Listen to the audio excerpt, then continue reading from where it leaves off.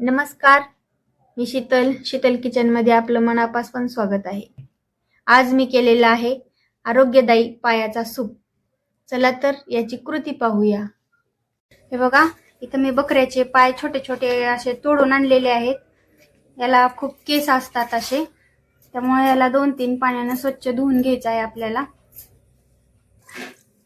हे बघा, याला हे असे बकऱ्याचे केस लागलेले असतात, त्यामुळे याला स्वच्छ असं एक एक धुवून घ्यायचं आहे आपल्याला।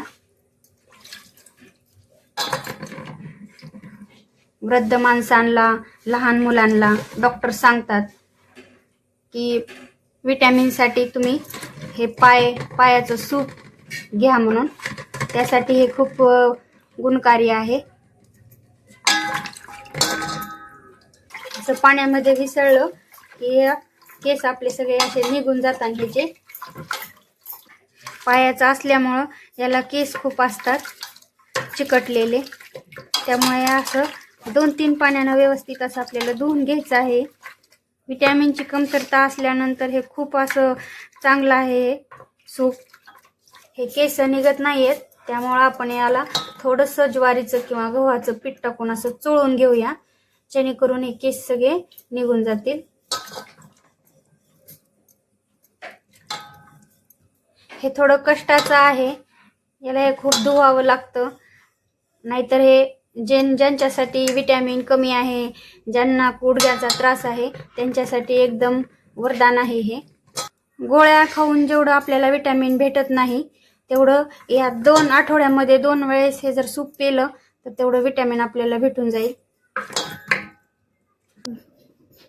हे बघा, इथं कुकर ठेवून घेतलेला आहे, त्यामध्ये तेल टाकलेलं आहे। आता मी अद्रक लसणाची पेस्ट यामध्ये टाकणार आहे। याला 2 मिनिटं असं परतून घ्यायचं, छान लाल खरपूस कलर येऊस्तर। याला सोनेरी रंग येऊस्तर असं भाजून घ्यायचं आहे आपल्याला।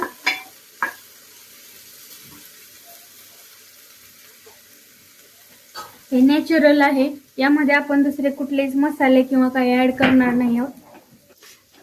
आता यामध्ये आपण हळद टाकून घेऊया आणि मीठ पण टाकणार आहे, आणि हे आपले स्वच्छ धुवून घेतलेले पाय यामध्ये टाकून घेणार आहे।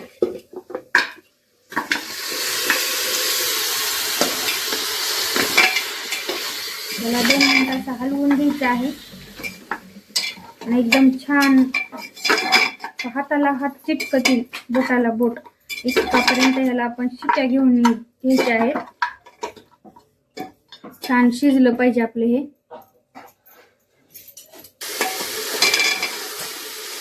बघा, आता हे 2 मिनिटं परतल्यानंतर आपल्याला यामध्ये ग्लासभर पाणी टाकून घ्यायचं आहे, जेणेकरून आपलं सूप भरपूर निघेल।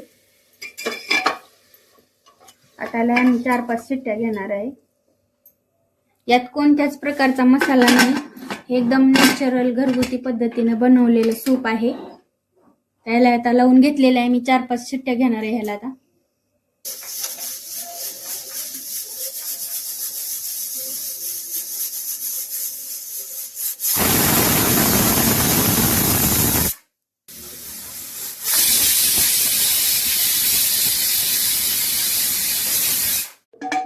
बघा, छान असं हे सूप तयार झालेलं आहे आपलं। बघा, छान असं आपलं हे शिजलेलं आहे, याला खूप चिकटपणा आलेला आहे, पायांचा सगळा अर्क यामध्ये उतरला आहे। हे बघा, हे छान मी बाउलमध्ये काढून घेतलेलं आहे। बघा किती छान चिकटपणा याला आलेला आहे। हे पायाचं सूप आपल्या एकदम छान असं तयार झालेलं आहे। बघा, याला कसं चिकटपणा आलेला आहे।